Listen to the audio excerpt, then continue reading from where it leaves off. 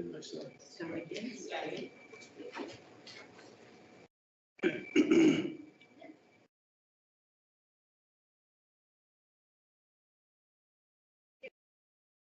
Good evening and welcome to the Ordinary Council meeting, 14th of February 2022.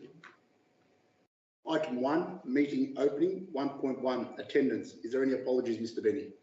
Mayor and Councillors, Councillor Bob Milkovich remains on a leave of absence that Councillor previously granted approval for. Otherwise, there are no apologies. Thank you, Mr. Benny. Item 1.2, acknowledgement of country. We acknowledge the traditional owners and custodians of this land, the Bunurong people, and pay our respects to their elders, past, present, and emerging, while also recognising their deep and continuing connection to climate, culture, and country.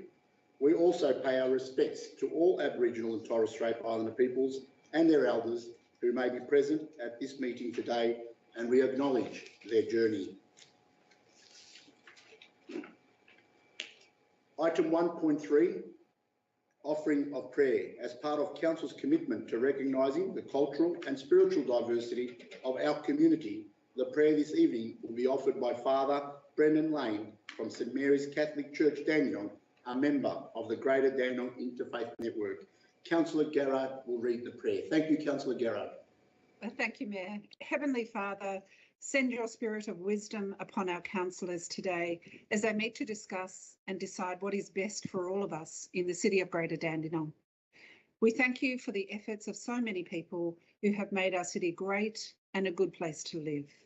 Help us to work together with goodwill and maintain a unity even when we have different opinions, but always let us do what is best for the greatest number. We thank you for your blessings upon us in the name of the Lord. Thank you, Councillor Garrard. Item 1.4, confirmation of minutes of previous meeting of the Council held on the 24th of January 2022. Happy to move, Mayor. Yep. Moved by Councillor Formosa, second by Councillor Trong. Are there any questions? Is there any opposition? If there is no opposition, I declare the motion carried. Item 1.5, disclosures of interest. Mr. Benny. No disclosures received. Thank you, Mr. Benny. 2, officers' reports, part 1, 2.1, documents for sealing, 2.1.1, documents for sealing.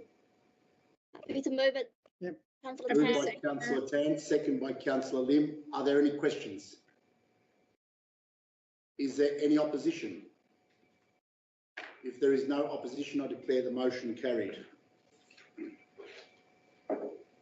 2.2, documents for tabling. 2.2.1, petitions and joint letters.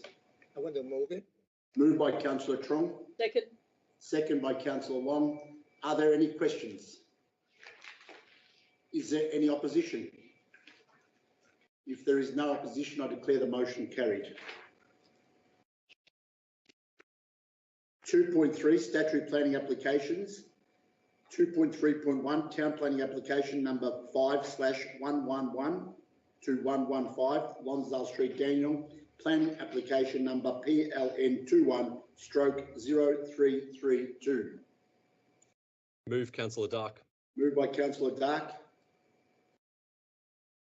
Happy to second. second by Deputy Mayor Foster.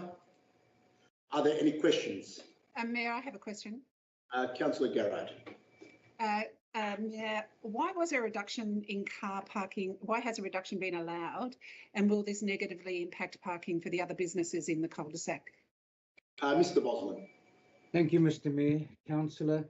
A car parking reduction is required for all premises within the site, as the car park is a shared area and no spaces are allocated to individual tenancies.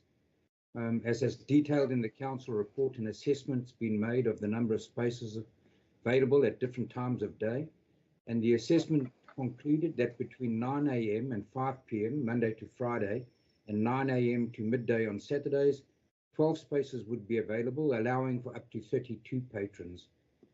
At other times, 19 spaces have been identified as available, allowing for up to 50 patrons. So conditions have been included in the officer report, In accordance with this, so we have just different at different times of day, different patron numbers relating to the parking availability at those times. And then based on these conditions being imposed on any permit issues, officers are of the view that the proposal would not adversely impact on the other businesses in the area. Thank you, Mr. Mayor. Councillor Garrard, any further questions? Thank you. Is there any further questions, councillors? Is there any opposition? There is no opposition. I declare the motion carried. 2.3.2 Town Planning Application number 182 Chapel Road, Keysborough. Planning application number PLN 20/0213.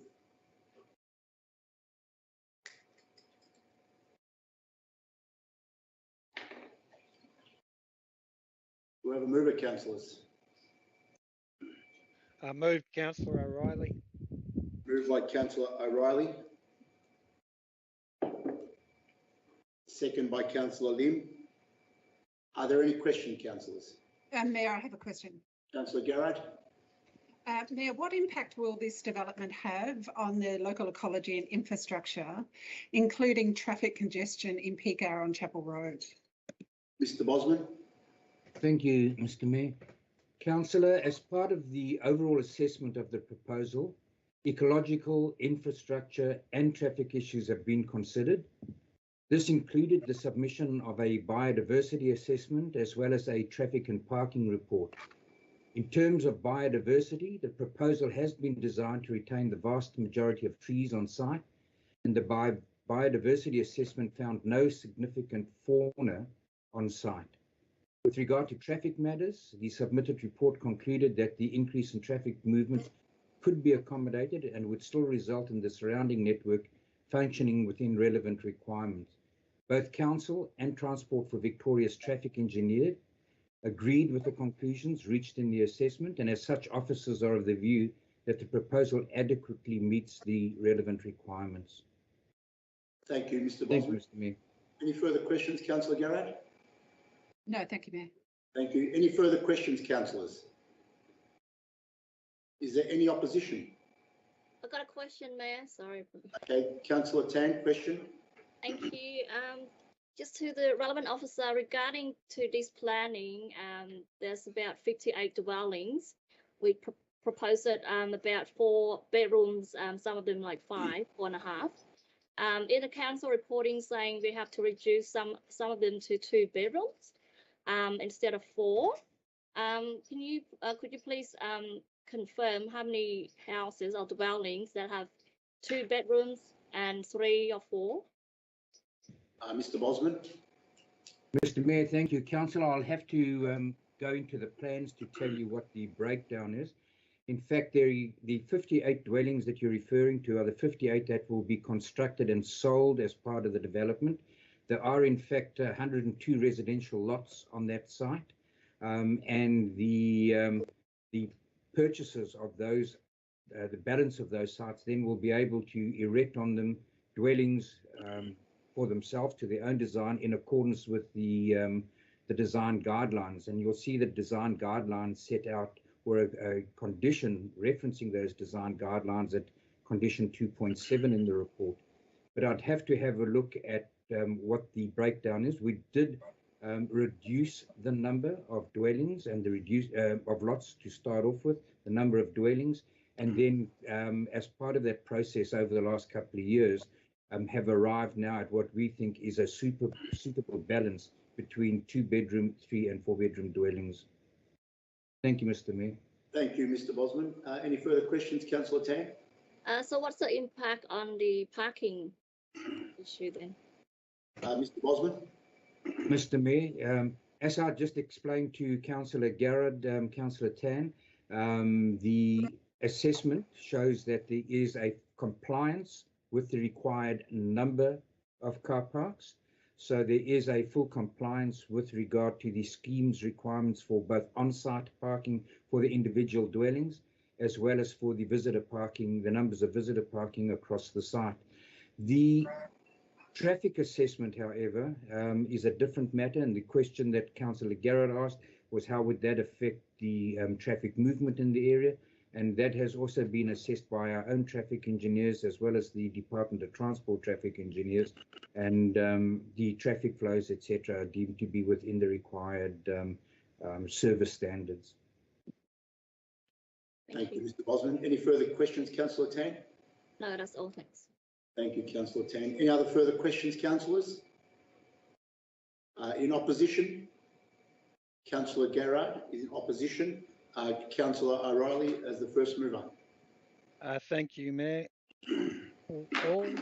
All the different aspects of this application are laid out in the agenda, along with the officer's recommendations and amendments. And I think overall this application is providing much needed housing, and combined with the officer's amendments complies with planning code. We've got to this advanced stage of this decision, and I haven't heard any detail in terms of planning code why this application can be refused. There's been some talk of traffic movements. We should know that the planning code only assesses average traffic movement, not peak traffic movement. That's unfortunately what we're bound by. So certainly all ears as far as what the specific objections to this application are. Thank you, Mayor. Thank you, Councillor O'Reilly. Councillor Lim as the seconder.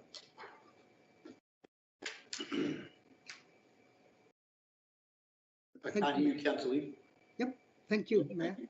Just to me, according to the report, the summary, everything seems to be very good and compliant with the rule. Therefore, why I decided to second it, because everything complies with the rule. If we're going to be cat, we're going to lose anyway. Thanks for that. Thank you, Councillor Lim. In opposition, Councillor Garrard.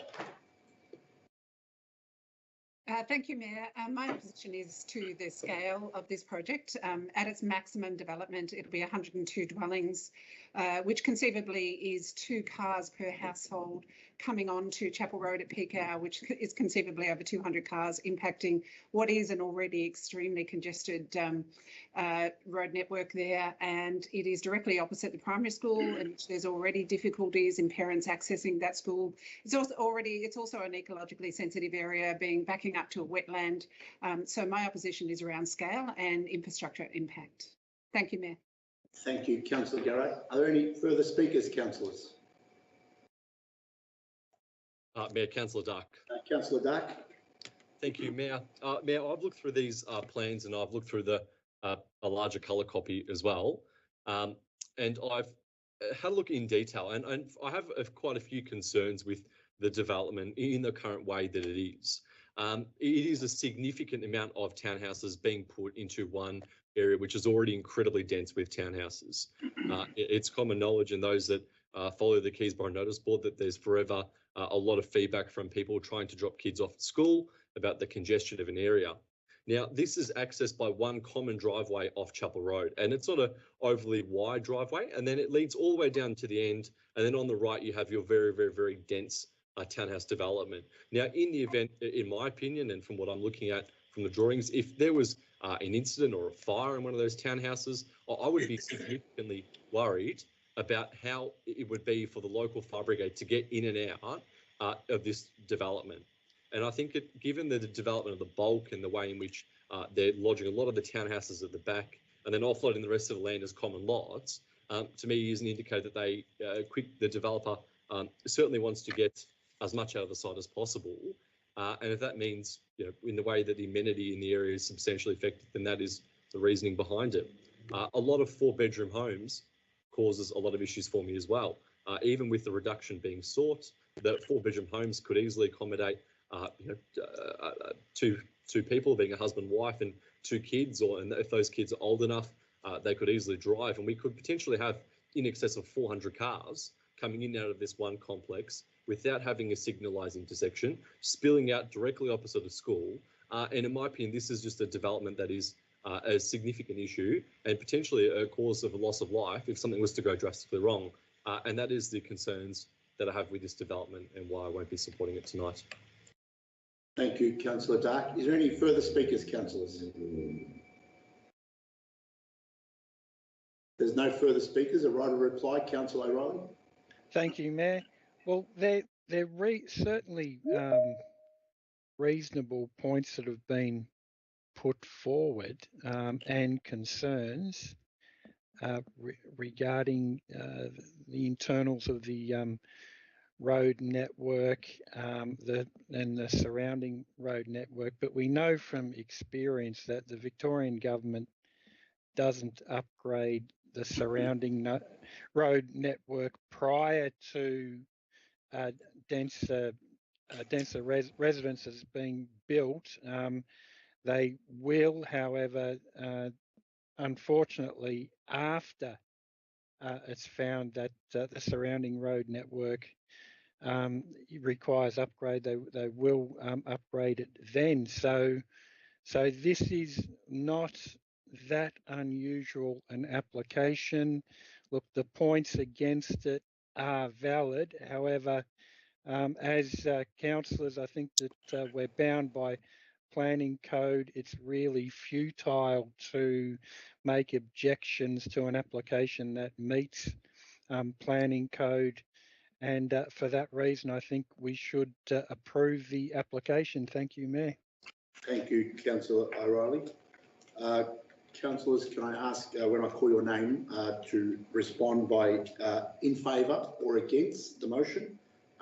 Councillor Dark. Against, Mayor. Deputy Mayor Foster. Against, Mayor. Councillor Formoso. In favour, Mayor. Councillor Garrard. Against, Mayor.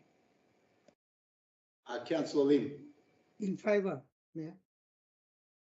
Councillor Long. Against. Councillor O'Reilly. In favour. Councillor Tan. Against. Councillor Tron. I can't hear you, Councillor Tron. I'm against. Against. Councillor Ameti in favour. Declare the motion lost.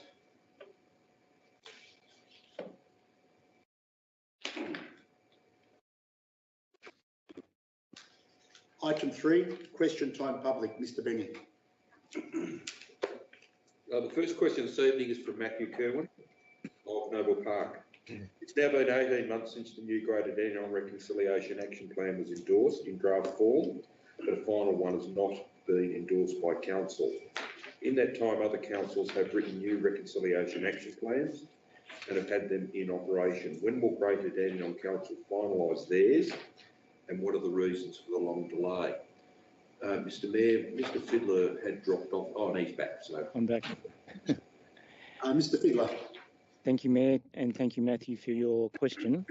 The draft Greater Dandenong Reconciliation Action Plan was endorsed by Council on the 14th of September 2020, and it was provisionally endorsed by Reconciliation Australia with amendments in January 2021. Formal endorsement by Reconciliation Australia required approved artwork to be completed and local artist delays and decision by the Victorian Aboriginal Heritage Council to appoint Bunurong Land Council as traditional owners from the 1st of July 2021 triggered further necessary consultations on the draft. Following these required processes, the final version was approved by Reconciliation Australia on the 17th of December 2021, and in line with COVID guidelines and those guidelines including invitation limitations, a launch was conducted at the Springvale Wah and Bullen Bullen Corroboree fire pit this morning. Where COVID restrictions have permitted, actions from the January 2020 provisionally approved plan have begun to be implemented, and regular monthly consultation meetings with the Bunurong Land Council began in October 2021. The plan is available on Council's website. Thank you, Mayor. Thank you, Mr Fiddler. Mr Benny? Second question is from Matthew Kerwin of Noble Park. How is planning for the Webster Street level crossing removal progressing with the state government? And what open space connection improvements between Dandenong Park and Woodcock Reserve, particularly the northern side, are council lobbying for? Mr Kearsley. Mr Kearsley? Thank you, Mr Kerwin, for your question. With regards to the Webster Street crossing, we had some discussions with the LXRP, I would say probably 2 years ago, with regards to the early consideration of that project. They then advised that they were focusing as priorities on the South Gippsland grade separation, the Greens Road grade separation, and the duplication of the Cranbourne line. We understand that with regards to Webster Street, Dandenong, one of their statements is that they would like that removed by 2025. Now that we understand that a significant number of those projects along the railway line have been completed or very close to completion, we expect the LXRP in the next couple of months to re-engage with Council with regards to the plans for Webster Street. It is at that particular time that the open space connection improvements and the realignment of the bike path that you refer to will be added into those discussions, and we will hopefully be able to then bring those to Council for a briefing and a CBS prior to the commencement of works. Thank you.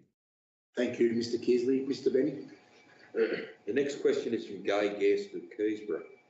Will Council ask the state government to not exempt Sandown from the windfall taxes mooted in a media article last week, especially as it is an election year, before it becomes a conundrum for our community and then Council blames state government for not having stronger rules in place? Will Council protect the residents of CGD from future heavy, dense housing developments at both ends of Corrigan Road, Chapel Road, and everything in between? Another 7,500 dwellings plus 15,000 plus cars with no adequate public transport will cripple Noble Park and Keysborough. Sandown needs to be preserved as open space, as this area of CGD only has 4 to 5% open space, unlike our neighbours that have cramped living conditions because there is supposedly more open space. We expect Council to start standing up to these developers to preserve resident amenity. Mr Bosman. Mr Bosman? Mr Mayor, thank you to Ms Guest. The rules which levy the windfall gains tax or exempt developers from it are already gazetted, and that cannot be changed. Whether Sandown is exempt or not is not a decision for Council but for Treasury to determine. However, I can advise that Council is currently engaged with state government and advocating through a wide range of members of Parliament in advocating for acceptance that a share of the windfall gains tax levied by any rezoning, not just this one, but by any rezoning, is spent in the area and on the projects in the area in which that rezoning has taken place. Any rezoning of Sandown will follow a process which will include soliciting community submissions to Council as part of the information which Council will take into account as part of the decision-making milestones it is required to undertake as part of that process. Thanks, Mr Mayor. Thank you, Mr Bosman. Mr Benny? The next question is also from Gay Guest of Keysborough. Tonight in the agenda, Council is considering another dense development for Chapel Road, Keysborough. A former council colleague argued strongly against other dense developments in this area when he was a councillor and negotiated for better living conditions, so plans were modified slightly. Will Council go back to the drawing board with this new proposal and work a better deal for the local community? The dense developments that are being built at the moment, Aspire, Calibre, 220 Chapel Road, Chapel on Home League, and housing developments along Tyres Lane, do nothing to add to the ambience of residential amenity, and the road network can't cope now with the traffic volumes and certainly won't when residents move into these dwellings. 500 plus homes with no adequate on-site parking. Will Council go back to the developer and advocate for better living conditions where there is sufficient open green space and more car parking, as residents are now getting fined for parking on the curb as roads are so narrow, or cars hanging over driveways because no one uses garages to park cars anymore. Why should we be subjected to inferior housing development estates when now's the time to enforce some strict policies and conditions? No one wants another 452 Chapel Road in their local precinct. Residents expect council and council officers to stand up on this one and not quote bad state government planning laws. It just doesn't cut the mustard anymore.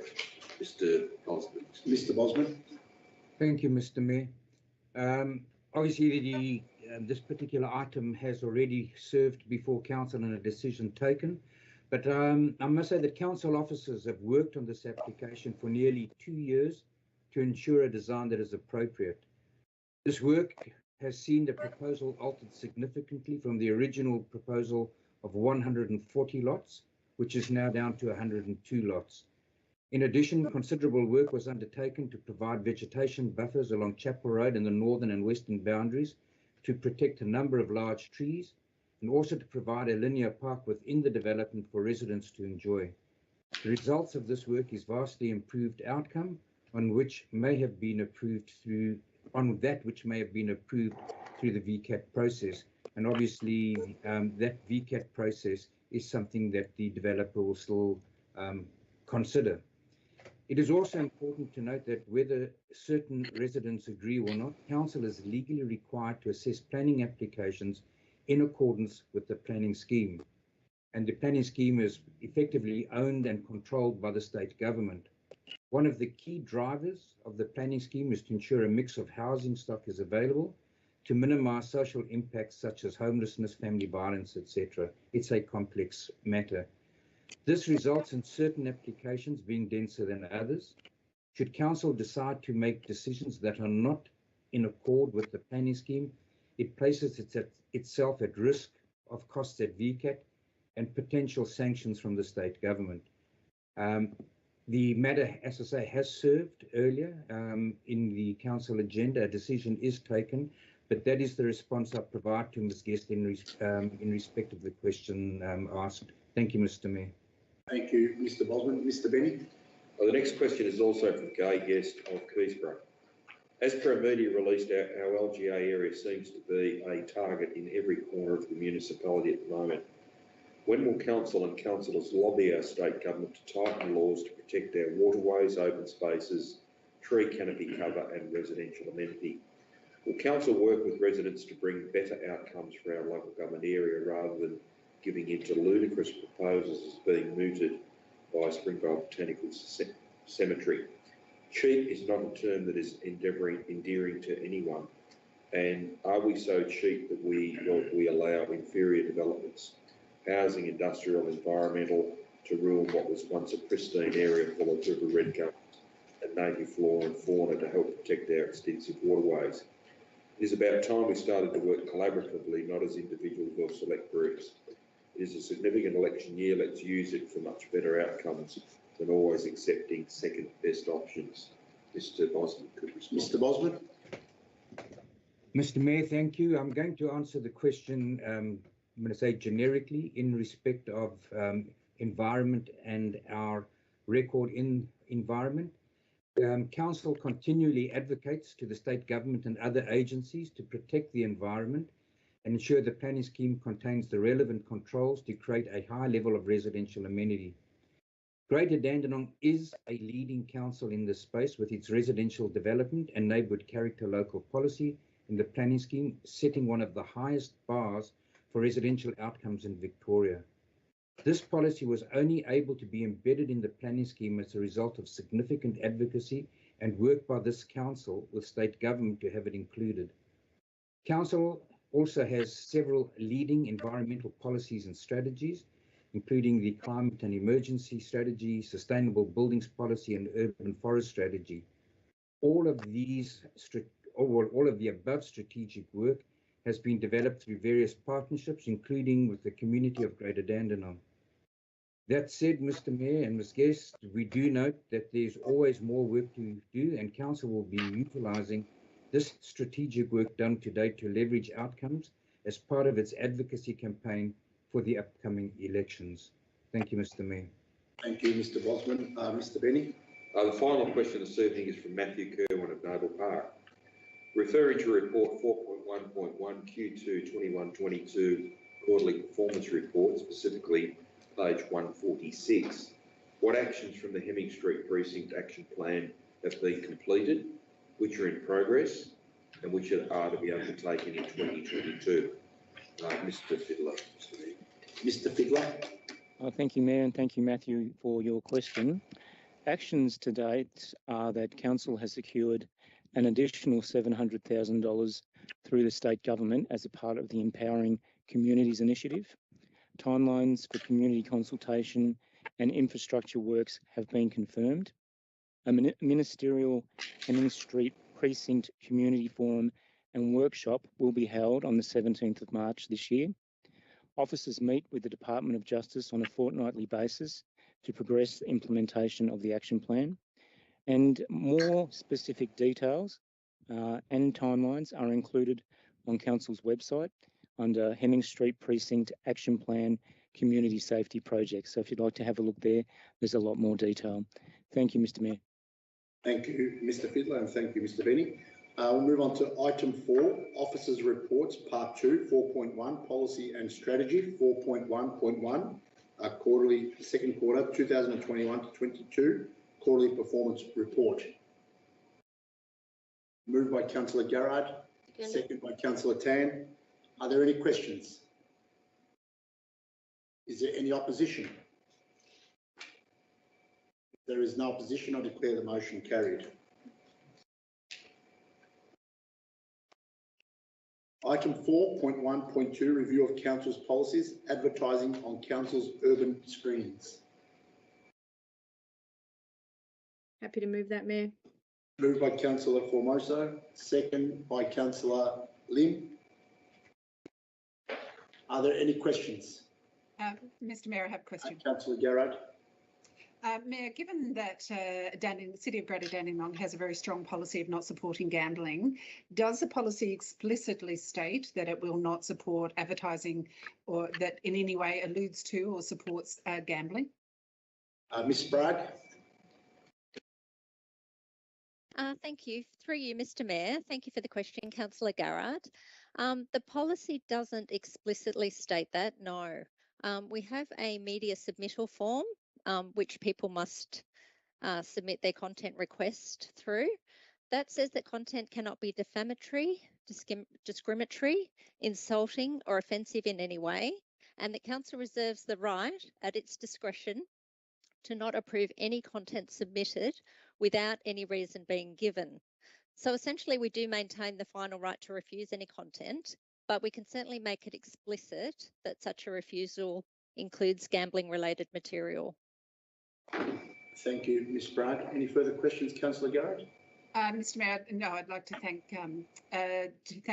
Ms. Bragg for her response and state that I would really like it to be made explicit. I think that people applying for the advertising should know from the outset that we will not accept anything that supports gambling. So I thank her for that response.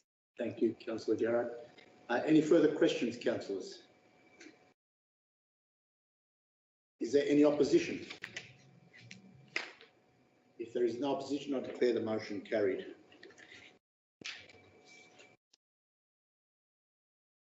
Item 4.2, Other, 4.2.1, Draft Minutes of Disability Advisory Committee meeting on the 15th of November 2021, moved by Councillor Garrard, second by Councillor Long.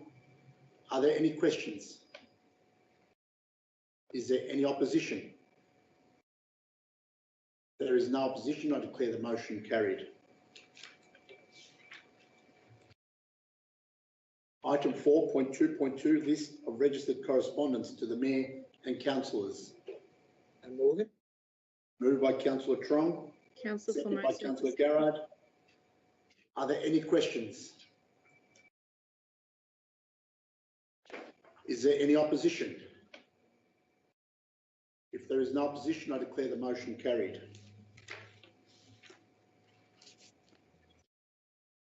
Item 5, Notice of Motion. 5.1, Notice of Motion number 17, Refugee and Asylum Seeker Release. Moved by Councillor Garrard, Second. second by Councillor Trong. Are there any questions? Is there any opposition? There is no opposition. I declare the motion carried. Councillor Garrard? Mr. Mayor, can I speak to the motion? Yep, Councillor Garrard. I would like to thank my fellow councillors for supporting this notice of motion. Just by context, as noted in the preamble of the notice of motion, Novak Djokovic's brief stay in the Park Hotel recently has brought to light the plight of the over 30 men held in indefinite detention there. As one of the detainees, Zaid Hussein, said, "It's depressing because this person has been here for 2 days and people are raising their voices. We have had 9 years of detention. We are also human. We also have a family. We also have a life and a lot of dreams." Mr. Mayor, it is critical that the over 90 people held in similar circumstances around Australia are released into the community. It is the humane thing to do. It is the right thing to do. And I thank my fellow councillors for supporting this tonight. Thank you, Councillor Garrard. Item 5.2, notice of motion number 18, Dandenong Hospital Maternity. Move, Councillor Dark. Moved by Councillor Dark, second by Councillor Garrard. Are there any questions? Is there any opposition? There is no opposition. I declare the motion carried. Was that Councillor Lim in opposition? Sorry. No, no opposition. So what? Not really an opposition, Mayor. Just want to give some idea about the issue about the Dandenong Hospital trying to close the maternity ward. Mr. Andrew Strip, CEO of Monash Health, contacted me and had a good discussion with him. He said that the media is misled the public because actually it's not at all. Everything still remained the same, he said to me, and he said to pass his messages to all the councillor. Everything still remained the same, nothing different at all.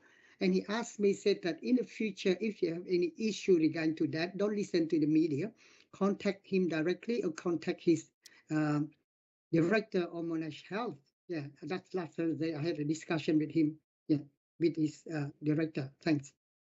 Thank you, Councillor Lim. As the mover, Councillor Dark, the motion has been carried. So, Councillor Dark. Thank you, Mayor, and thank you to my colleagues for supporting this notice of motion. This is a very, very, very important notice of motion, which is a significant one impacting our community.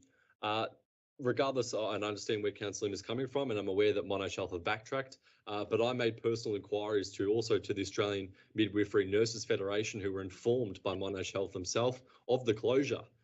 So this was definitely a closure that was planned by Monash Health. Very, very quickly by stealth did they retract and head back the other way when they saw the significant media presence and the pressure that was going to come from the community. But regardless, it was good to see that they have since backtracked and then publicly clarified their position. Maternity services are critical in our municipality. There's been, in a multiculturally diverse community such as one we have, it can be quite complicating and a daunting task for women to give birth in our municipality, and particularly the proposed changes which would have forced them to then commute to Casey Hospital in Berwick, which for those of you who do travel out that way is not the easiest drive, particularly with the amount of roadworks. The maternity hospital as well, I'm aware, in Dandenong has some specialist care that is provided, particularly to help people from a non-English speaking background and migrants as well. And that's why it was important that this is carried. And at least then also Dandenong Council has declared the importance of maternity services in our municipality. Thank you. Thank you, Councillor Dark. As a seconder, Councillor Garrard. Thank you, Mr. Mayor. I'd like to reinforce everything that Councillor Dark has said, and just reiterate that access to close proximity and high quality maternity service is critical for our community, and any suggestion or any notion that they might be taken from us, it is right that we stand up, and I congratulate Monash Health for reversing their decision. I also would like to acknowledge that having had 4 children in that hospital, that they have a unique model of maternity care that is not replicated in other health settings, And we need to fight for that, and we always will, whenever there is a suggestion that might be taken from us. Thank you, Councillor Garrard. Item 6, reports from councillors, delegated members and councillor questions. Councillor Dark. Thank you, Mayor. Mayor, my first question this evening is to the Director for Engineering, I think is present this evening. I have some questions regarding waste collection in the municipality, particularly hard waste collection in big complexes such as the ones you see where there's communal waste being collected by a third-party contractor and not by council's contractor. This was something that came to me from, I actually attended one of the City of Kingston meetings that was held online just recently. And in the City of Kingston, they're having issues with the significant amount of hard rubbish being dumped at the front of apartment complexes, at the front of old flats, which is very similar to what we have in Stud Road. And I believe Councillor Formoso has previously raised this with issues on Stud Road. I just want to find out with whether we have a policy and whether there may be the possibility of investigating circumstances where if there is a apartment complex that uses a contractor to collect the waste, whether we could potentially also offer a hard waste collection for them as well, and whether that may then also change and or affect what would happen with the amount of illegally dumped rubbish we seem to find on nature strips around our municipality. Mr. Kearsley. Thank you, Councillor. One of the issues that and I'm happy to take part of the question on board, but one of the issues that we need to look at, and I'm happy to do it, is that generally speaking, some of those apartment developments, because they do choose an independent waste provider, are not then subject to council's waste charge. Through the waste charge is how we then fund the hard waste collection. So that allows us to then have certain services available to the broader community. But it's certainly something I can look at, and we can maybe bring it back. I do have another question later on, I believe, on waste tonight, with regards to bringing something back for consideration during council's budget preparation at the end of March. So we're more than willing to have a look at that in the context of the waste charge. Thank you, Mr. Kearsley. Councillor Dark. Thank you, Mayor, and thank you, Mr. Kearsley, for your quick response. My next question is to the Director of Community Services. I'm aware that there is the new kindergarten that's opened at the Keysborough Primary School site. This is one that has been coming for quite some time, and it's quite a large facility by my driving by on the weekend. And I'm quite concerned, given its proximity to the Darren Road kindergarten, the Darren Reserve kindergarten, that's, I would argue, probably 500 metres away from the school. And then also local areas as well, is how and/or what support we are going to offer to those other kindergartens as well that I suppose are vitally important as well and have a good reputation, and such that we don't create a vacuum where it becomes evident that kids are then almost being used as competitive pawns to increase enrolments within primary schools. So I just wanted to find out what support we're offering to the likes of Bilbungra, to the likes of Darren Road Reserve as well. Thank you. Mr. Fiddler. Thank you, Mayor. Thank you, Councillor Dark, for the question.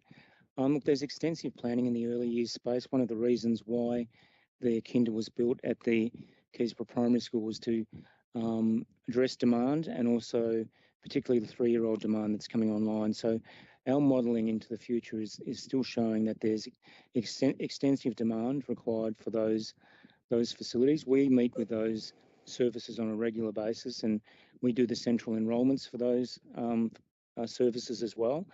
If at some stage, and for Bilbungra at the moment, that they're moving their services to Keysborough Primary School, but at the moment that facility is being held and is being used for playgroups and other services, used also by family daycare groups.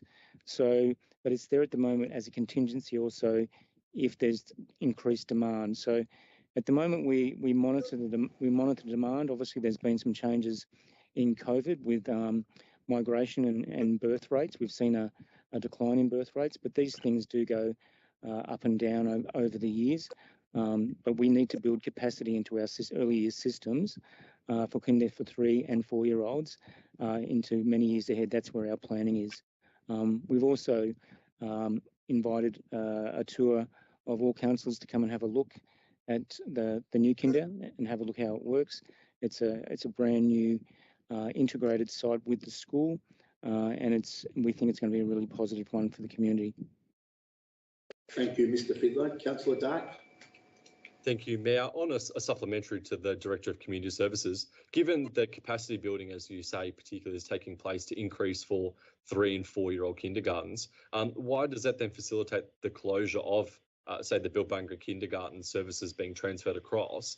Surely if then you have the services still being offered at Bilbunga and Darren Reserve and the new one at Keysborough Primary would then be your surge and increase in capacity, not sort of transferring numbers across? I just find that somewhat perplexing. Just want to get some clarification on that. Mr. Fiddler. Well, some of them are ageing infrastructure, and the state government also has a policy which council has been supporting on many years about early years facilities on school sites. We know it's very good for children and families when they're dropping off 3-year-old, 4-year-olds and preppies, that to be able to go to one place, and also where we have maternal and child health services on site. So some of these other services, such as Bilbunga, which I believe are a single-room standalone kinder, you know, these are buildings that into the future to be able to be used and adapted for playgroups and other early years activities is very important. But to have the capacity there if we need to reopen them, I think we've worked very closely with the staff and the committees at those kinders that you've discussed, as we do with all kindergartens, and we work with them around any changes. And the move to the Keysborough Primary Schools has been in progress over 2 years. It hasn't just happened overnight. It's been a very long consultative process with the community, with neighbours, with staff, and we believe it's going to be great outcomes for children, families and the community. Thank you, Mr. Fiddler. Councillor Dark. Thank you, Mayor. I'll take that into consideration, and I'll take this offline and talk to the Director. My next question is to the Director of Planning and Amenity. I'm doing my rotations this evening, and or their delegate if they're not present here this evening. I've received some correspondence from a resident in Burrony Drive in Keysborough with regards to a property in Gymea Court at the back where there's been a lot of cats that have been roaming the streets. Those cats have then bred, and there's even more cats. And the resident has called me basically saying that at one stage in her backyard she's had in excess of 10 random cats basically sunbaking. And she's then spoken to the council about getting access to cat trap and was informed that there would be a significant deposit or money that had to be put down. The resident is a pensioner, and that was something that was raised with me. I suppose there's two parts to this question this evening. One, just wanted to get an update on the cat issue in and off Burrony Drive. And two, what the council's policy is regarding the cat traps to be captured. Mr. Bosman. Thank you, Mr. Mayor. Councillor Dark, I'm quite sure that we can make some arrangement for the elderly pensioner, and we'll work something through there. If you can give me the details, we can get our manager, the animal management side, to make contact directly with her, make arrangements to get those traps delivered, have a conversation with her. And with regard to the data, the stats as to what's happening in the area, I'll come back to you separately on that once I've managed to get the information. So I see two actions coming out of that. One, we will make contact with the pensioner, and the other to get back to you the information that you have asked. So if you'll leave both of those with me, as I say, give me please the details of the pensioner. I will get back to you within the course of the coming week. Thank you, Mr. Mayor. Councillor Dark. Thank you, Mayor. Mayor, my final question for this evening is to the Executive General Manager of Communications and Customer Service, I think the title is. I have a question regarding the council election plan in terms of where we're advocating for, I suppose, increase in capital improved projects or funding for items, given that there's candidates now coming into play on all different sides of the equation, and I'm aware that there's new minor parties and they're running as well. What we have got in place in terms of writing to or informing them of what we would like to see funded, and also what sort of strategy and plan we've got to advocate for additional money. Ms. Sprague. Through you, Mr. Mayor. Thank you, Councillor Dark. We have determined a list of projects that council will be advocating for, specifically for the federal election. We will deal with the state election later in the year, but those projects are currently being compiled. They will be all available on our website as well as in a document, and there will be a whole strategy as to how that's distributed. We will rely on councillors a lot with their meetings and interactions with politicians to get that message out. We will rely on the local media, and we will also rely on our own communication mediums. So there will be a whole series of how we get that message out. And how we advocate for some of those very important projects, which do require some significant funding, but are very important for our community. Thank you, Ms. Bragg. Councillor Dark. I think you may, no further questions. Thank you, Councillor Dark. Councillor Formosa. Thank you, Mayor. I'd just like to say a huge thank you to our Transport and Civil Development team for finally delivering the pedestrian and school crossing at Heritage Preschool on Bakers Road, Noble Park North. This was something I was advocating for ever since being elected. So I am very, very grateful, as are all of the residents of the area. And then to top it off, we also managed to get in the crossing at Manning Drive in front of Nazareth College. So the school and all of the residents are very, very pleased to finally see that there as well. So a huge thank you to the team. An issue that I'm hearing a lot of at the moment is our cleaning contractors at some of our reserves. In particular, I've noticed that the Duggan Reserve toilets haven't really been cleaned very well since the storm event. And I have had a couple of residents complain about that, but they did mention that they've noticed that we've got different contractors and that they feel that perhaps they're not being as thorough as our previous contractors have been. So if we could please investigate that and ensure that we are doing a clean sweep of our reserve toilets in particular.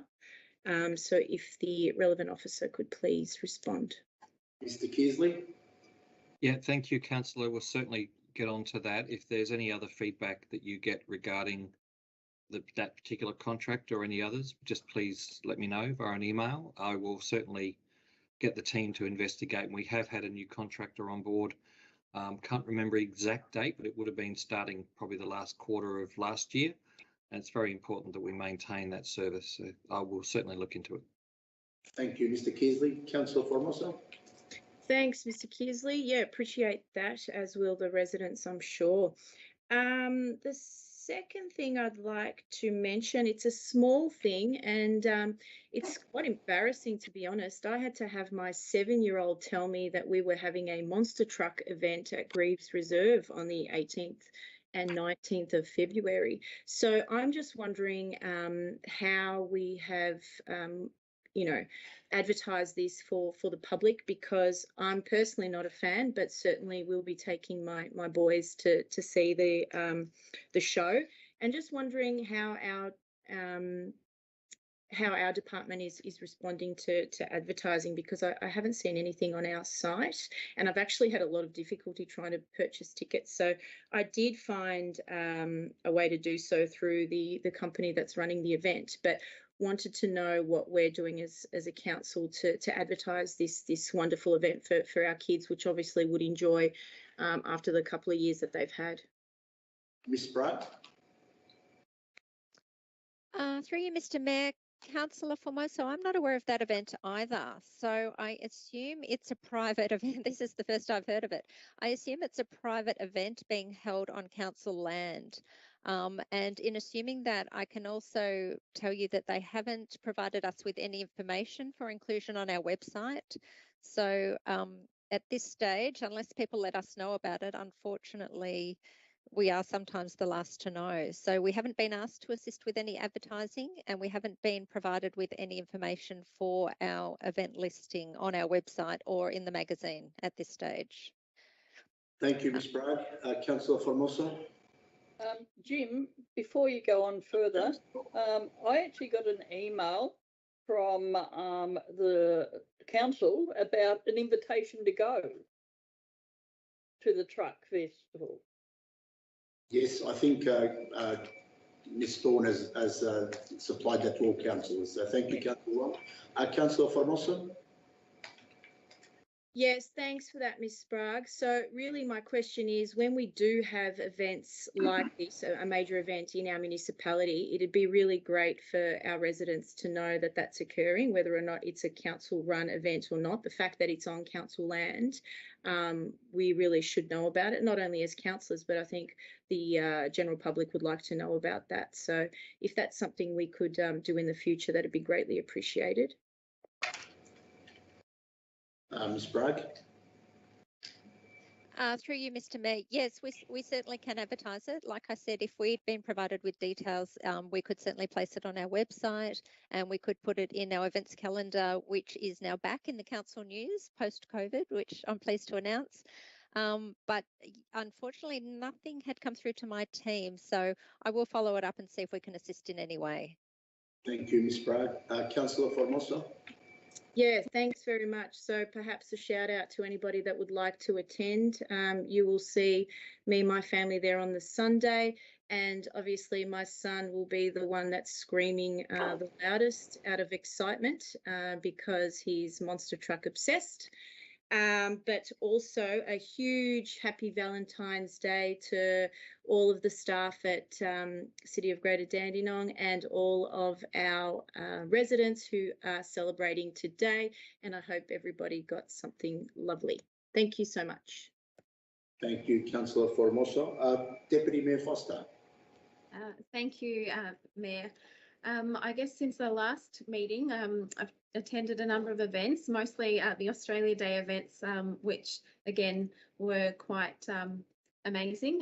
The Make Your Move Fun Run, which is an annual event now, I opened that, and I've since actually attended the park run that's at the Dandenong Park there. So I encourage my fellow councillors, but also the residents of the City of Greater Dandenong to just get involved and make your move.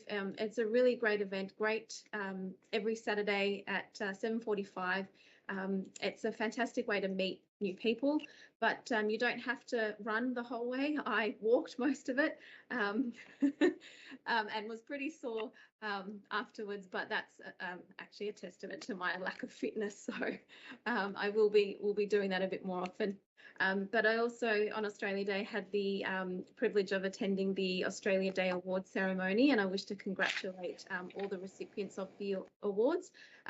One of them being the volunteer that actually runs the park run at Dandenong Park. And so, again, great congratulations to all of them.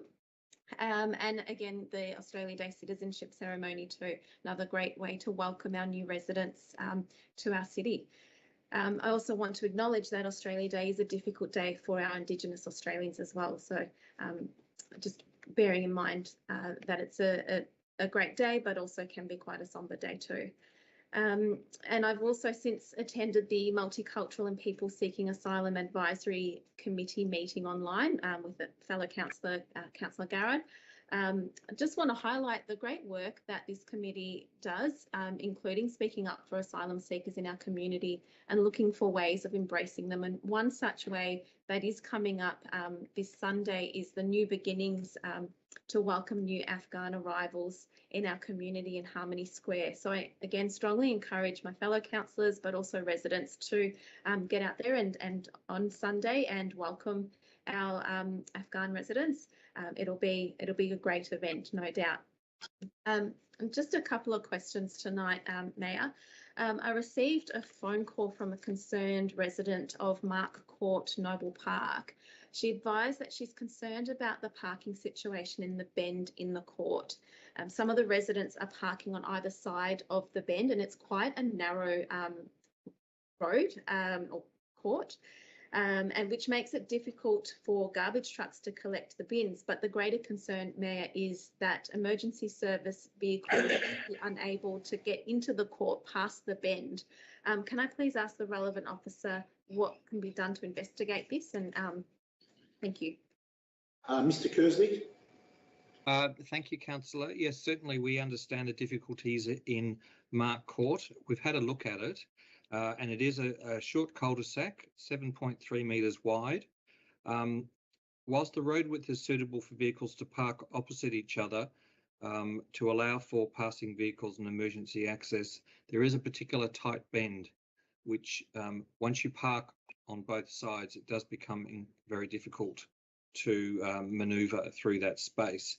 What we normally do in these circumstances is that it is a candidate for a continuous white dividing line, which in some ways can assist because it prohibits cars being parked opposite that particular dividing line. Now, we think that by doing that, it's only going to perhaps reduce on-street parking by maybe 2 to 3 cars, but we think that would alleviate the immediate concerns that the resident have.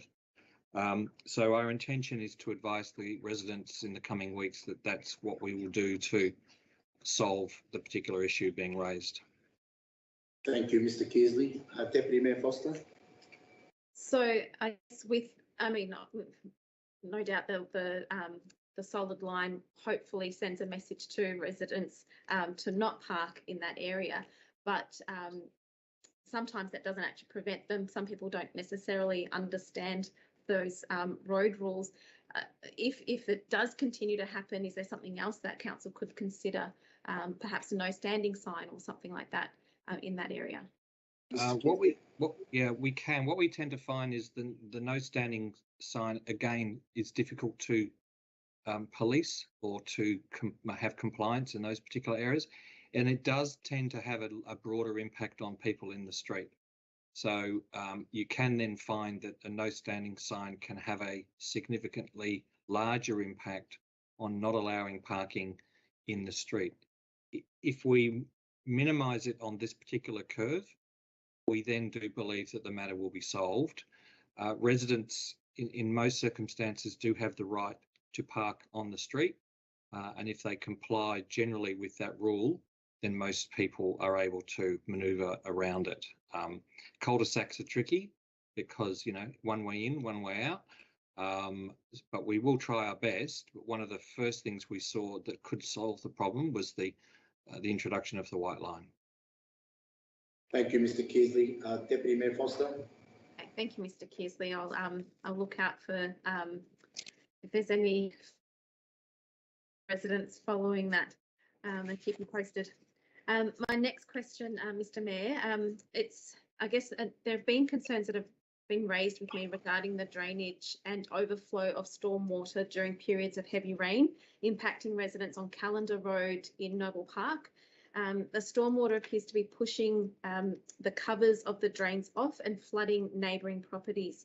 Can council confirm if there are planned drainage works, and if so, will this prevent this flooding from happening in the future? And if not, could council please look into this? Mr. Kearsley.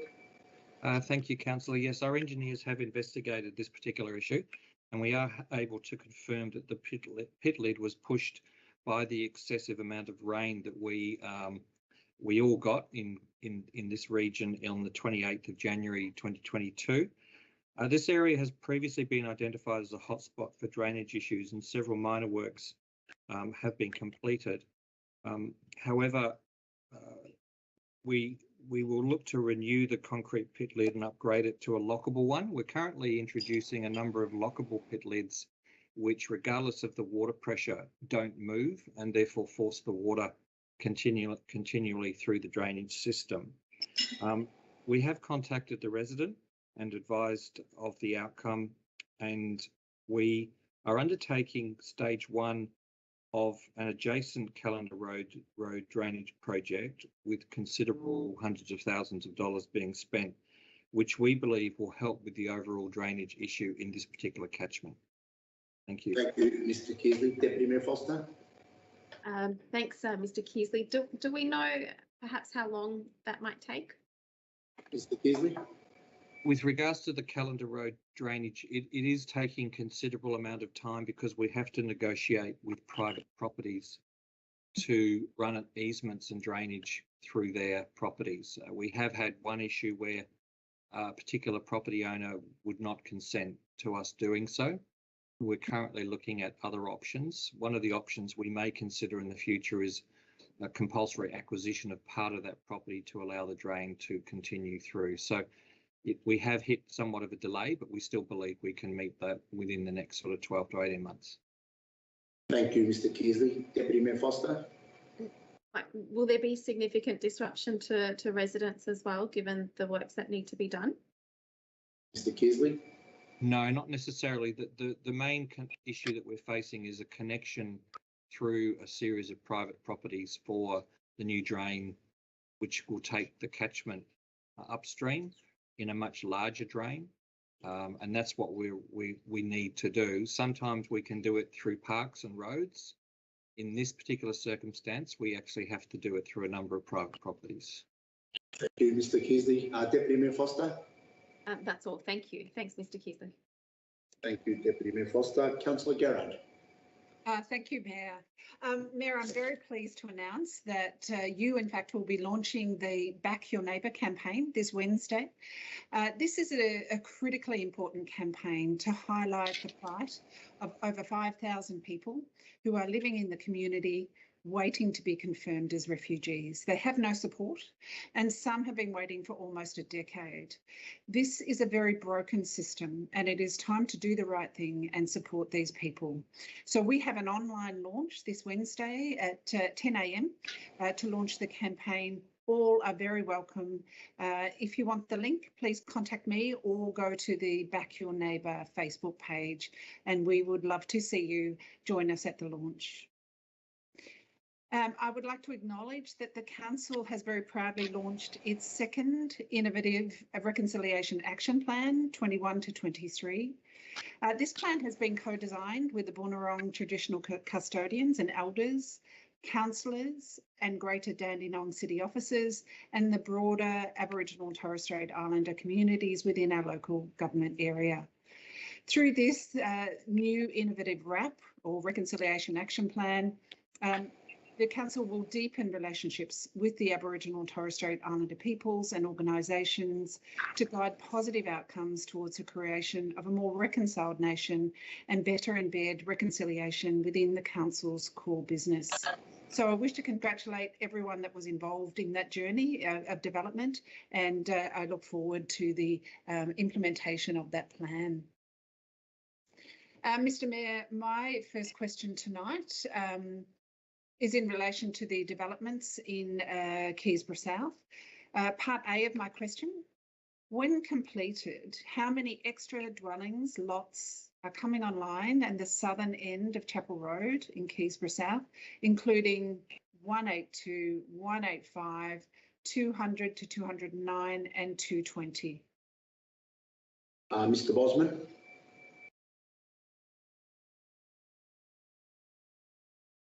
Mr. Bosman. Sorry, thank you, Mr. Mayor. Just trying to get the mouse to mouse. Councillor Garrard, a total of 338 lots or dwellings will be constructed on the current super lots at 182, 185, 199 to 209 and 220 Chapel Road. Each of the applications has been through a full planning assessment, but in terms of just the numbers that you've asked, the sheer numbers, 338 lots, which will translate into 338 dwellings across those super lots that I mentioned. Thank you, Mr. Bosman. Councillor Garrard. Thank you, Mayor, through to Mr. Bosman. Part B of the question is, so what are the combined environmental and infrastructure impacts of these large developments on that sensitive area in Keysborough South, particularly on traffic congestion in peak hour and Traffic Road and access to schools on Chapel Road? Okay. Mr. Bosman. Thank you, Mr. Mayor. Councillor, again, and I guess it was a bit of a segue from the previous comment I was making, that each of the applications has been through a full planning assessment where we looked at each of those matters that you've raised, traffic congestion, the environment, etc., and it's found to comply with the requirements of the planning scheme, including traffic, including environmental and infrastructure requirements. Officers spend a considerable amount of time assessing this and working with applicants to amend proposals to minimise the loss of vegetation, to ensure traffic flows are maintained and that infrastructure is adequate. So the answer is that in all of those superlots that I've mentioned, each one has in fact been assessed, and it's only once we feel that, and once we are able to demonstrate, in fact, not just feel, once we're able to demonstrate that they comply with the requirements, that the officers will recommend them for approval. And in each of those cases, those assessments have been done. Thank you, Mr. Mayor. Thank you, Mr. Bosman. Councillor Garrett. Thank you, Mr. Bosman, for your reply. Just my response to that is that whilst you do individual assessments on individual applications, the combined impact of these over 300 developments in one small area surely will have detrimental effects on people being able to move around that area and the ecology of that area. We know there's sensitive wetlands in that area as well. I won't put that question to you, Mr. Bosman, but just to say that, you know, there is deep concern within the community about the approval of such large developments in such a small area, you know, without, you know, traffic extensions or widening or anything to accommodate particularly traffic. It really is going to make life in that area very difficult. My next question, Mr. Mayor, it was reported today that Melbourne Water have confirmed that it's been in talks with Southern Metropolitan Cemeteries Trust about a cemetery being built at 1564 Heatherton Road. I understand that this open section was recommended as part of a Royal Commission in the 1930s into flooding in central Dandenong. If a formal application is put to Council for a cemetery in this area, will the Council reassure the Dandenong community that the Council will seek independent flooding and ecological impact assessments? Mr. Bosman. Thank you, Mr. Mayor. Councillor Garrett, Council will review the flooding as well as ecological impact assessments or the reports submitted as part of an application for the development of a cemetery, which is referred to Council for its comment. Independent flooding and ecological impact assessments can certainly form part of that review process, and would need to be quite specific and pointed in those reviews in terms of what it is that we look to do as part of those peer reviews. So, I mean, as you know, that these sorts of reviews can be very, very extensive, very wide, very expensive. So we would be very considered in terms of picking the need for what it is that has to be reviewed, and certainly the documentation that is submitted to us for consideration would be the starting point for that. Thank you, Mr. Mayor. Thank you, Mr. Bosman. Councillor Garrett. Thank you, Mr. Bosman. Just a supplementary. So just to be clear, we as a council are not obliged just to accept that Melbourne Water are accepting of this application, that we have the right to seek an independent, both our own and an independent assessments in both of those areas. Mr. Bosman. Mr. Mayor, thank you. Councillor, that is absolutely correct. We are not obliged to simply accept at face value what we're given, and the officers and councillors themselves should go into it with a view of testing, I suppose, if there are any doubts, testing those doubts against other views or other data. So we're not obliged to simply accept at face value what is presented to us. Thank you, Mr. Mayor. Thank you, Mr. Bosman. Councillor Garrett. Thank you, Mr. Mayor. When can we expect the local law to protect trees on private land to be completed and put out for public comment? Mr. Bosman. Mr. Mayor, thank you. Councillor, officers are currently conducting further expert input to identify and finalise our recommended specifications. Much work still needs to be done with the specifications themselves to identify issues such as what is suitable for one species of tree could mean something quite different for another. But we are busy with that work at the moment, and the aim is to complete this work by mid-March and then present it to councillors for discussion. Thank you, Mr. Mayor. Thank you, Mr. Bosman. Councillor Garrett. Thank you, Mr. Mayor. When will the Keysborough South Hub building now commence? Mr. Keasley. Thank you, Councillor. I can provide some good news. Recently, as of last week, we submitted to round 2 of the Green Building Council. So we are on track for the completion of that process, which would then assist in the commencement of the tender process with a report and appointment of the contractor due in early July once Council has adopted the budget at the end of June. So we are still on track, and the first thing we met for this calendar year was the submission to the Green Building Council. Thank you, Mr. Kearsley. Councillor Garrett. Thank you, Mr. Mayor. My final question is, given the amount of illegal dumping in Keysborough South and other areas within the municipality, will the council explore the option of 2 free hard rubbish pickups per household per year? Mr. Kearsley. Thank you, Councillor. As I may have indicated in a previous answer with regards to waste, we're more than happy to look at the option of adding in an additional hard waste collection. It is paid for through the waste charge, so it's a matter of how much Council is willing to increase that waste charge by, and we can consider that in detail during the budget process. One of the options that we could also put to Council is that we invest in a second curbside day after home cycle collection, which looks at different sorts of recycling. And so what we want to do is, recognising the issue with dumping that we and a number of other councils are having at the moment, it's not normal business. So we do want to bring almost an options paper back for Council to consider, and the best time to do that is the consideration of the waste charge. So we'll aim to prepare some options and bring that to I think we have our first budget cycle meeting for the new budget at the end of March. So we can then consider holistically what we would like to then do with this particular issue. Thank you. Thank you, Mr. Kearsley. Councillor Garrett. Thank you, Mr. Mayor. I'm finished. Thank you, Councillor Garrett. Councillor Lim.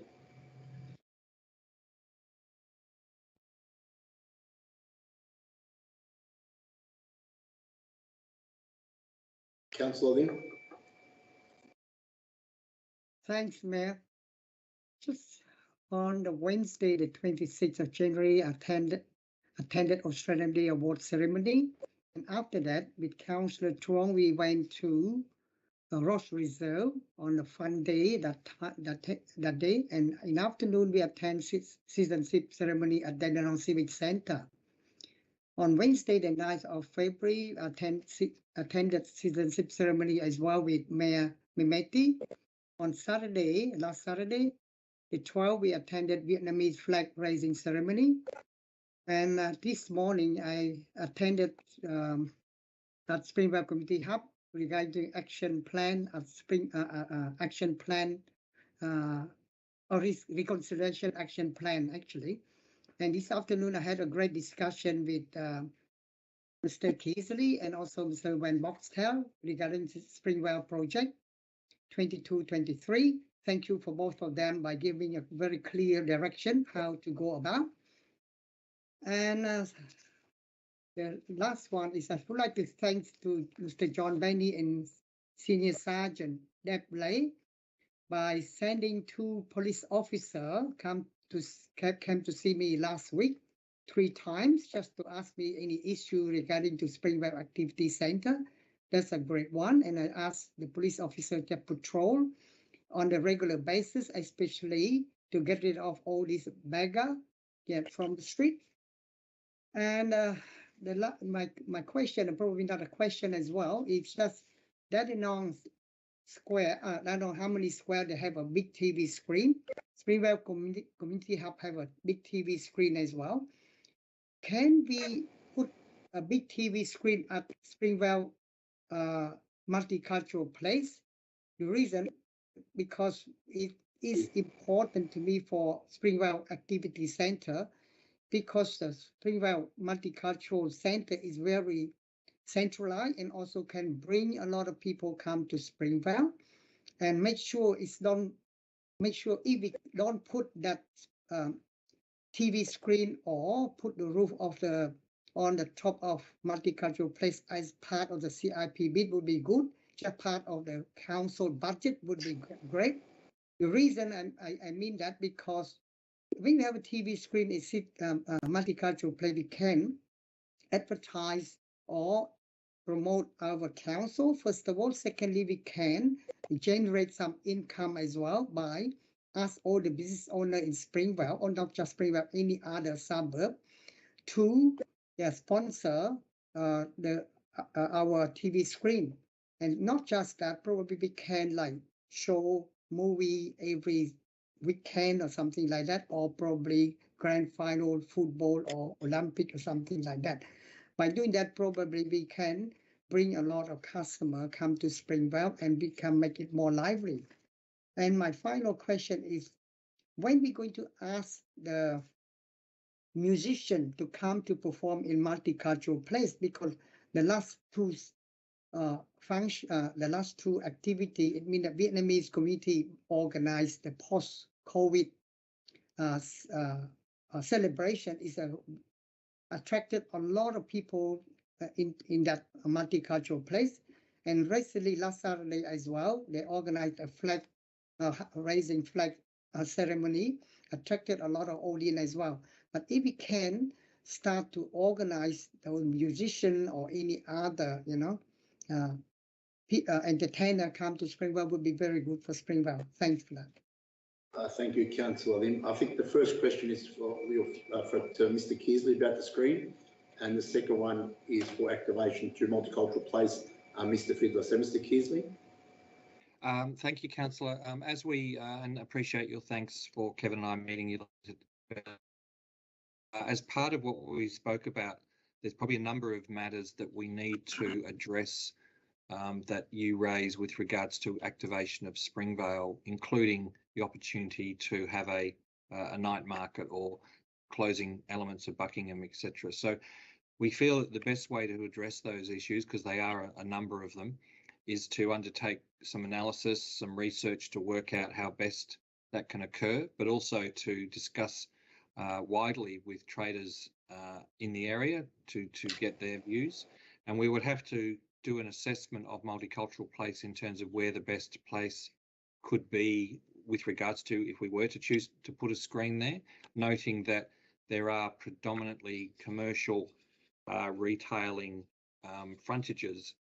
And so we'd have to liaise with those operators with regards to any impact that they may see having a multicultural place. So we do envisage that a piece of work that can be done in the middle of this year, picking up all of those ideas, having some discussions with Saba, the traders in the area. We believe we can sort of address those and then put those through other funding mechanisms, whether it be for either state government or through council. Thank you. Thank you, Mr. Kearsley. And the second part of the question, Mr. Fiddler. Thank you, Mayor. Thank you, Councillor Lim. I'll take that question on notice and have a chat to our arts and culture team.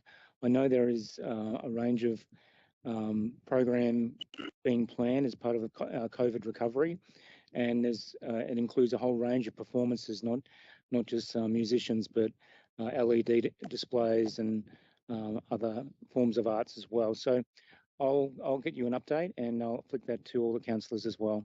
Thank you. Thank you, Mr. Fiddler. Councillor Lim. Thank you, Mayor. For me, regarding to multicultural performance, probably I can contact various associations like Cambodian Association or probably multicultural dancing group. And also probably I can contact Chinese Association or Vietnamese Association to come to perform at multicultural place on a regular basis or probably weekly, something like that. That's probably very good. My question that to Mr. Kearsley is if we can just concentrate on multicultural place alone, don't worry about other part of Springvale first, just to make to convert that multicultural place to become just a nice place, have a lot of seat to sit, probably a roof as well on the top, and probably a TV screen. Probably we can generate some income and pay back, the cost of installing all those equipment. Thanks for that. Thank you, Councillor Lim. Did you want to respond to that, Mr. Kearsley, or do you take that as a comment? I'll take that as a comment, but I think the work that we do need to do, and we'll consider it further in the budget process, is to look at all of that, because there are some, as we would know, cost implications, CIP implications, etc. So I'd rather understand what they are, have a conversation with the traders to see whether or not they're willing and able to support it. At the end of the day, the traders are what makes Springvale. If they're not there and they're not functioning well, the community won't go, the community won't enjoy it. So again, it's important that we do liaise closely with the traders, but really happy to canvass all of the ideas that Councillor Lim has put forward, but do it in a context of let's see what we can do for Multicultural Place. Let's see what we can do for perhaps, closing Buckingham, putting in a particular street market and those sorts of things. They do come with cost, but it's more the concept and idea we need to tease out. And as we said to Councillor Lim later today, all of those things can be done, but they need to be undertaken with a particular project to review all of these ideas. Thank you, Mr. Keasley. Councillor Lim. Yeah, thank you, Mayor. To me, probably for the business owner in Springvale, I've been discussing with them from time to time. They don't mind to be part of, all those festival or activity because they think that is benefit for them. And this Thursday, I'm going to have a meeting with Saba and all business owner in Springvale as well. Just like to inform them. And if you want to meet all the business owner in the future, like I mentioned to Mr. Keasley as well, I don't mind to go with any council officer or any other people that in charge of those projects. I don't mind to go to talk to the business owner just to let them to understand what the benefit for them, not for us, if not for the council, for them actually. Thanks for that. Thank you very much, Councillor Lim. Councillor Wong. Yes, thank you. These are some of the events that I have attended since my last formal meeting. The 25th of January, I attended the DMPL board meeting, which was held online. The 26th of January, Australia Day, I attended the Australia Day Awards, where we recognise people that have done exceptional work within our community. One that I have to mention is Auntie Pat Ockwell, who is the first Aboriginal person to achieve the Living Treasures Award for her outstanding work within the Aboriginal community for over 60 years. That afternoon, I attended the Citizenship ceremony where 60 people became Australians. The 27th of January, I attended the basketball match between the Southside Flyers and the Perth Lynx. The Lynx won 85-78. The 2nd of February, I attended the funeral of former Mayor and Councillor of Casey, Amanda Stapleton. A very sad occasion. The 8th of February, I attended the online meeting of Road Safe South East. The 9th of February, I attended the Teams meeting online for the Community Safety Advisory Committee. 10th of February, I attended the AGM of the Willow Lodge Residents Committee. 12th of February, I attended the flag raising ceremony for the Tech Festival in Multicultural Square in Springvale. The 13th of February, I attended the launch of the North Dandenong Masala Junior Football Club at Lower Tweed Reserve in North Dandenong. 14th of February, I attended the launch of Council's second RAP at the Fire Pit in Springvale. I'd like to inform my fellow councillors and residents of Greater Dandenong of the passing yesterday of Keith Donovan, father of former Mayor and Councillor Paul Donovan. Keith was a well-known resident of Greater Dandenong who did a lot of volunteering within this community before moving to Mornington Peninsula with his wife Pat to be nearer to their daughter. Thank you. Thank you, Councillor Wong. Councillor O'Reilly. Thank you, Mayor. It's been brought to my attention that the Victorian government is looking to consolidate a number of acts. So I've got a question for the Director of Planning. It's been raised that the Victorian Government intends to consolidate the Crown Land Reserves Act, Forest Acts and Land Act into a new Public Land Act, and it appears maybe a simplification or there may be some actual ramifications, and given that Council is interested in land across the municipality, can I ask through the Director for Council officers to come back with an expert view as to whether there are any ramifications or information for Council on this? Mr. Bosman. Mr. Mayor, thank you very much. Councillor O'Reilly, it's something that's only now just come to my attention through your inquiry. As far as I know, there's no impact on actual planning scheme issues, land use management issues, but as you have said, it might well go across council. So if you'll leave it with me to coordinate a response from across other areas in council and get back to you to see if it has any implications or ramifications for us and the services we deliver or any of our policies, etc. Thank you, Director. Thank you, Mayor. Councillor O'Reilly. Thank you. Councillor Tang. Thank you, Mr. Mayor. Firstly, happy belated Lunar New Year. So to everyone who's celebrating Lunar New Year, Chinese New Year, so happy the Year of the Tiger. Here's some of the events I attended to from our last council meeting. On the 26th, I attended the Australia Day Award ceremony with the Mayor, yourself, and all other councillors. Also attended the Australia Day celebration hosted by the Cambodian Association of Victoria.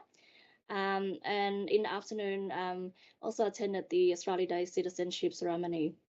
On the 4th of February, I attended, which is meet and greet with our the gardeners groups in Noble Park Community Centre, and we also attended just a photo shoot with Mr.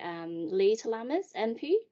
And I also just want to say thank you to the Victorian State Government for contributing a lot of funding toward Noble Park, which is another $647,000 just to boost to work around all the major projects in Noble Park, and mainly in Springwell North Springwell North Ward as well as Noble Park Ward. So we've got 280,000 boosts laid around in Noble Park Community Centre. There's 184,000, which is for business plan. Architecture design, 500,000 for workshop and events, which is 46,000. And for the Noble Park wards, we've got around 100,000. This is toward the streetscaping design for Leonard Avenue and Buckley Street. There's 50,000 as well for feasibility study, potential. There's a lively lounge at the Paddy Centre in Noble Park. Also, there's 20,000. We're going to have like a 5 pedestrian counter device that will be a program in Noble Park Activity Centre. So it's mainly to it's a data that you can maintain. You know, like how many people that come in and visit in Noble Park Activity Centre. So it's a real-time data. Also, there's $10,000. This is to Noble Park Retailers Hub for business support and vacancy. So also just want to thank the director of the business and planning as well for all your hard work and everyone who's contributed to this project. So well done, thanks. And on the 10th of February, I attended the Positive Aging Advisory Committee.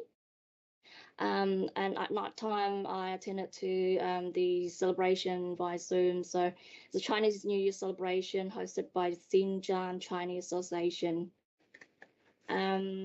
That's all my events. So I also have a follow-up questions for the relevant officer tonight. First question, just regarding to the resident that's raised an issue regarding to parking issue on Arena Square, Noble Park, and Villarano Drive, Noble Park. Mainly school starting now since last week, so parking mainly is the main issue in this area, especially around this street. So you know, you got speeding, you got parking, double parking, park on parking car. There's parking on the no standing zone, so that's the main issue around this area. Do you have any update on this question yet? Mr. Bosman. Thank you, Mr. Mayor. Councillor Tan, I am aware that additional patrols, further work is taking place in that area.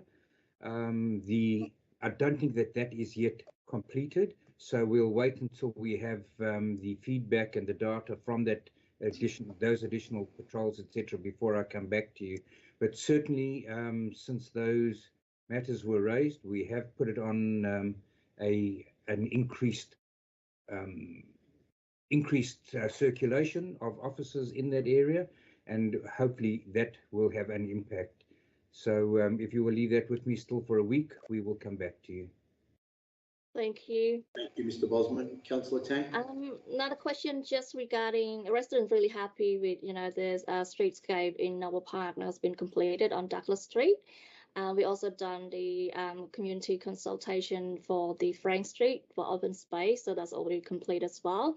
And thanks for the directors for this planning and design for the park. Just regarding to an issue raised by my local resident, there's a Coppers Park. We do have you know, rosy gardens been planted. Everything looks so nice.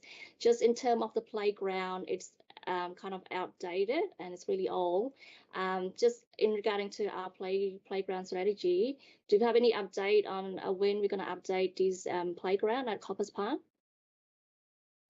Mr. Keasley, Mr. Bosman. No, it's myself, Mr. Mayor.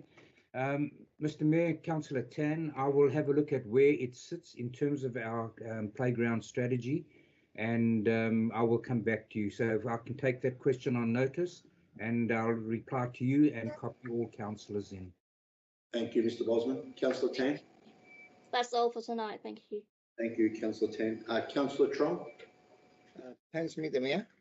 I think I'm a councillor. Is only me, the councillor who attend on the event on the Auckland Day.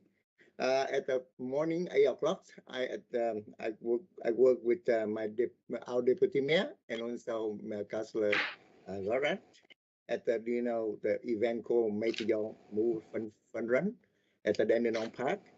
And after that, I attended the City Auckland Days award ceremony with other councillors. And I also attend Auckland Day celebration hosted by the Cambodian Association in Victoria with the mayor, Councillor Jim Amity, and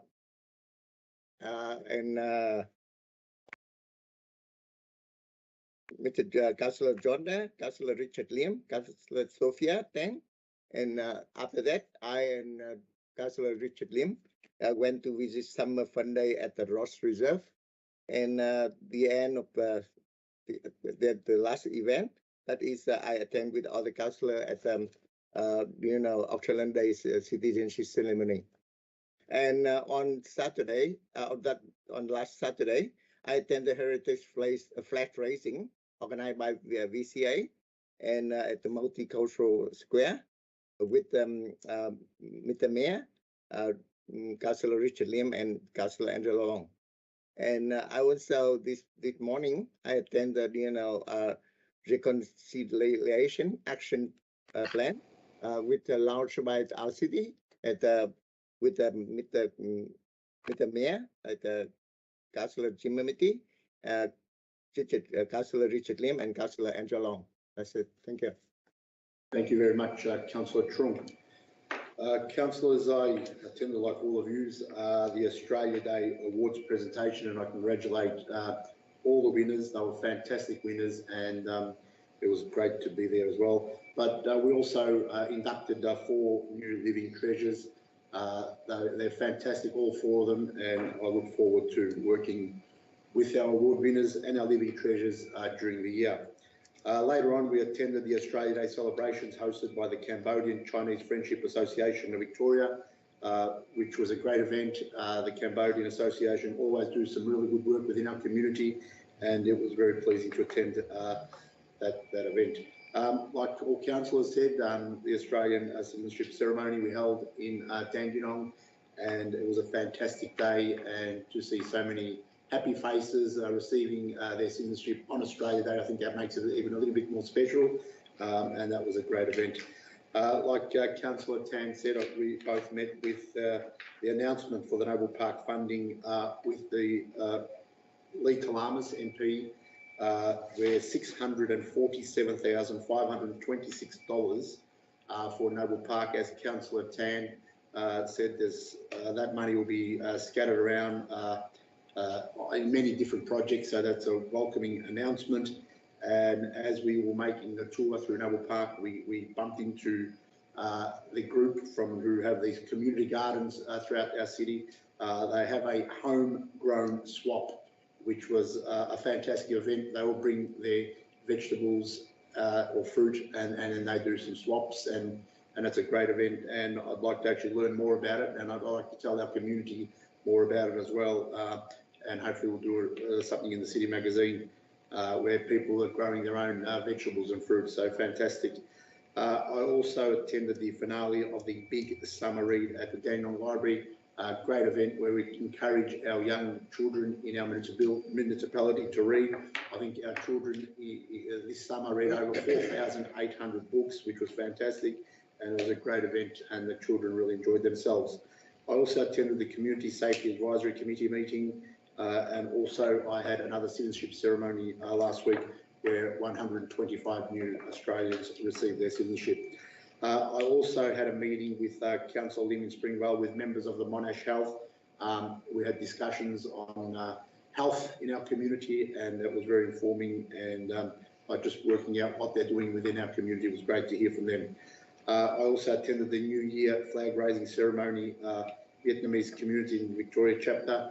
The Vietnamese community have had the last couple of events at Multicultural Place, and I can understand where Councillor Lim is coming. He wants to activate that place with more frequent celebrations and events, and I think it's a great little pocket right in the heart of central CBD Springvale. So I encourage Councillor Lim and officers to work together to making sure that these continue. Also, I attended the City of Greater Dandenong Reconciliation Action Plan launch. We have the booklet here, and I'm sure all councillors will be able to get theirs and can have a read, and it's great to finally have this action plan delivered. Well done to Deputy Mayor Foster for having her first park run last Saturday, has now encouraged me, so I will be there next Saturday at 7:45 a.m. To make my move, and we're encouraging our community to make their move. So I am now encouraging other councillors to join me on Saturday morning at 7:45, and also people within our community. Like Councillor Foster encouraged me, you don't have to run, you can walk. So I will try and do both. So and what I've been told is they do take a recording of your timings.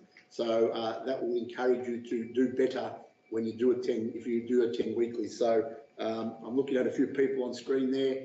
I'm hoping that you're going to join me at 7:45. I'm not going to mention some names, but I hope you join. I'm not sure if Deputy Mayor Foster will be there again this week, but I will definitely be there. That's a nod. So there's a couple of us going, so I encourage you all, plus the community, let's make our move. Also to our community who celebrate New Year, Happy Lunar New Year, the Year of Tiger. I hope you've had a fantastic festivities, and wish you good health and happy times, I guess, for 2022. That's some of the things that I did and attend, so thank you very much.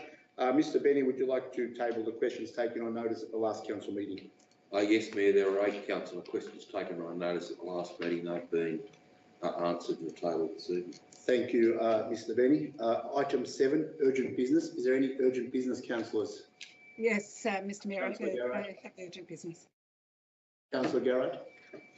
Mayor, I'd like to move a motion to raise an item of urgent business in relation to TP application planning 21/0332, the application in relation to 182 Chapel Road, Keysborough, that was discussed earlier this evening. So thank you, Councillor Garrett. So we have a mover, Councillor Garrett. Do we have a seconder? Councillor Long, is there any questions? Is there any opposition? Mayor, got a question. A question, Councillor O'Reilly. So why is this item urgent just before I vote to decide on whether it's urgent or not? Could I understand the motion why? was defeated earlier on, and we need to have a motion on the floor because the other motion lost, Councillor Okay. O'Reilly. Understood. Thank you, Mayor. Is there any opposition? If there's no opposition, Councillor Garrett, we can hear your urgent business. Thank you, Mr. Mayor. That council resolves to refuse a planning permit in respect of the land known and described as Lot 1 TP 13952 182 Chapel Road, Keysborough, for the purpose of subdivision of land, development of land for dwellings, and remove native vegetation, as the proposal would result in an overdevelopment of the site and would result in unacceptable traffic impacts on the surrounding areas and impacts on the sensitive ecological areas, including the wetlands adjacent to the property, contrary to the Greater Dandenong planning scheme. Thank you, Councillor Garrett. Mover, do I have a seconder? Councillor Dark. Are there any questions, councillors? Mayor, just got a question. Councillor O'Reilly. That motion, I think, is erroneous because it's saying it's contrary to the Greater Dandenong scheme. So could I get some information on how that's actually technically contrary to the Greater Dandenong planning scheme? Thank you, Mayor. Mr. Bosman. Thank you, Mr. Mayor. Councillor O'Reilly, any development must be orderly and in the interest of good planning. So on the basis that that has been moved by Councillor Garrett, that unacceptable traffic impacts, overdevelopment of the site, adverse ecological impacts would be contrary to good planning and thus would be contrary to the Greater Dandenong planning scheme. Thank you, Mr. Mayor. Thank you, Mayor. Any further questions, councillors? Is there any opposition? If there is no opposition, I declare the motion carried. Thank you, Mayor. Thank you, Councillor Garrett. I declare the council meeting closed at 8:48 p.m. Thank you, councillors. Thank you, council officers, and thank you for people watching at home. Thank you. Good night, everyone. Good night. Bye. See you Saturday. Good.